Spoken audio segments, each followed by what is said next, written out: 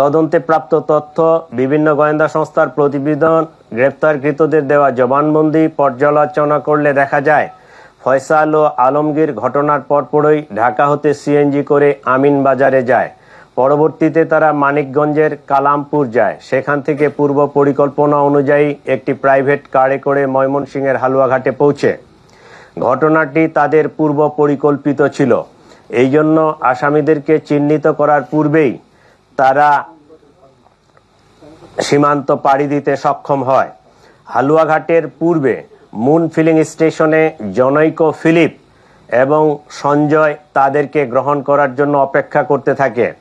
Philip তাকে সীমান্ত পার করে ভারতের মেঘালয় রাজ্যে জনৈক পুত্তির নিকট হস্তান্তর করে। পুত্তি এক ট্যাক্সি ড্রাইভার স্বামীর কাছে তাদেরকে হস্তান্তর করে।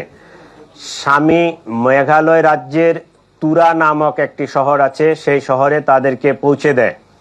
আমরা ইনফরমাল চ্যানেলে মেঘালয় পুলিশের সাথে যোগাযোগ করে যেটি জানতে পেরেছি, তারা ইতোমধ্যে পুত্তি ও স্বামীকে গ্রেফতার করেছে। আমরা সন্দেহ করি আসামিদ্বয় অবৈধ পথে সীমান্ত পাড়ি দিয়েছেন।